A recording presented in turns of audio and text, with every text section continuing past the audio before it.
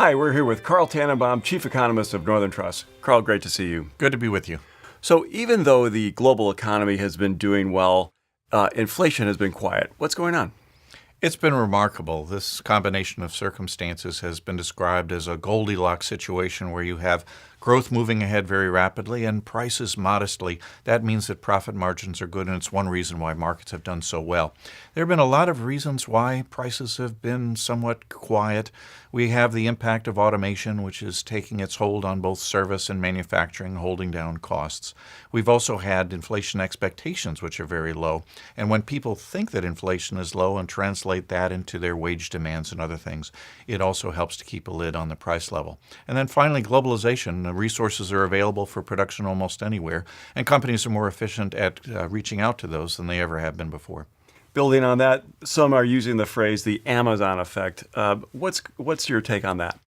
Well, given the fraction of things that my household buys for Amazon, I think it's a very real effect. But what it means more generally is that any product or product category that is sold online or where information is available online to consumers, there does seem to be a discipline on the price. We're just more educated consumers when we can use those platforms.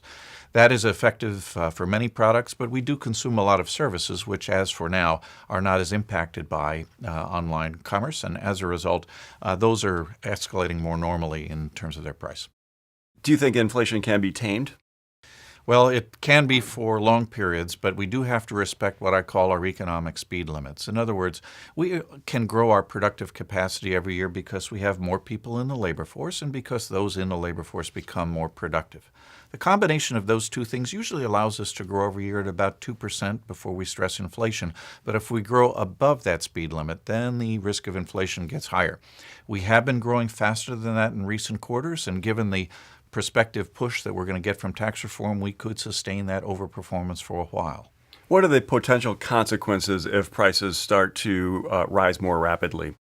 We've already seen one influence, which is that people's expectations about inflation, which were dormant, have all of a sudden come to life, and those expectations are higher. That will translate into their wage demands and also the prices of some other things. If that breaks containment, as it were, then the Federal Reserve, which has a 2% inflation target, may have to act more quickly and forcefully to keep inflation under control. And longer-term interest rates may go up, and that would cost our Treasury a bit more money. So very important to try and keep inflation under control. Carl, great to get your views as always. Thanks.